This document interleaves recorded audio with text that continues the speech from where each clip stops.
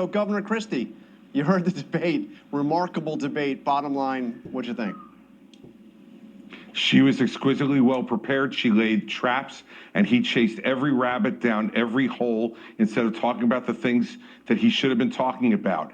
This is the difference between someone who's well prepared and someone who's unprepared. Whoever did debate prep for Donald Trump should be fired. He was not good tonight at all. And what Harris did was what she had to do, which was to prove that she belonged on that stage. She has a voice that wants to try to unite the country. And Donald Trump spent more time talking about people eating pets, people at his rallies, and whether he had more or less than he did about the economy. And that is a huge fail tonight. I think what we're going to see is that Kamala Harris is now being seen by a lot of voters as a potential president. That's what she needed to accomplish tonight. Trump better get to work or he's going to lose this election. Characteristically blunt assessment from Governor Chris Christie. Thank you, Governor. Mary? All right, let's go to former DNC Chair Donna Brazile. So, Donna, you have certainly studied many a debate in your career. How does this one compare?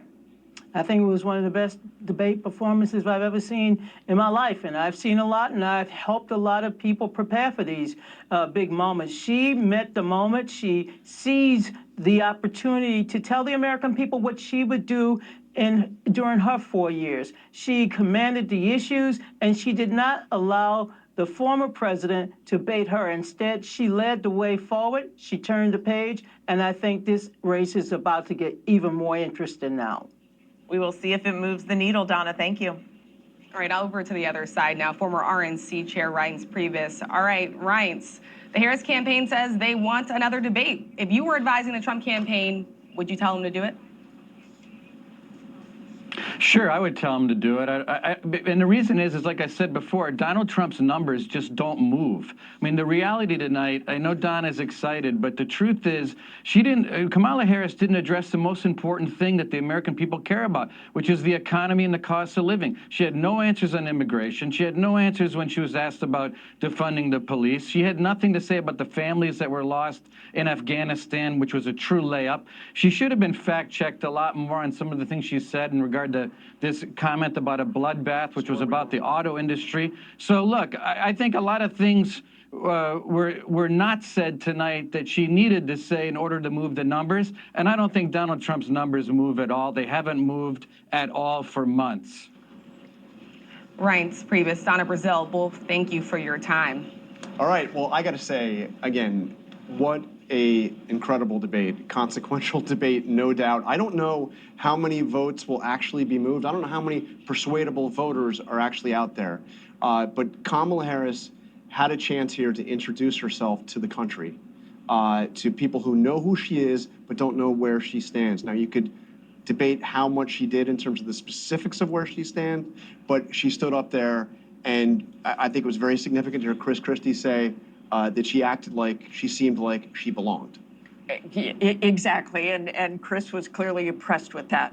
But to your point, John, what matters is what the voters think. Kamala Harris was hurling things against Donald Trump, and he's been convicted, and January 6th, and everything else she could throw at him.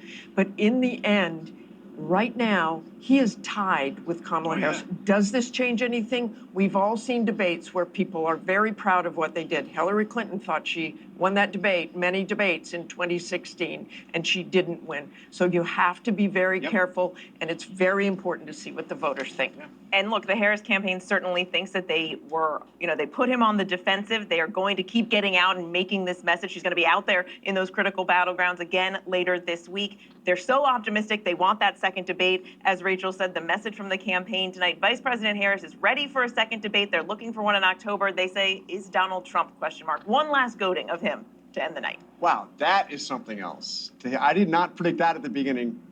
Rachel. Bottom line, voters out there want a change. That's what the polls say. And both of these candidates really trying to present themselves as the agent of change. We will have to see in the polls who did the most effective job of doing that tonight. We will see. All right, that is it for us here in Philadelphia. A night to remember for sure. Our race for the White House post-debate coverage continues on ABC News Live, Disney+, Hulu, and anywhere else you stream live news. And your local news is next. every night.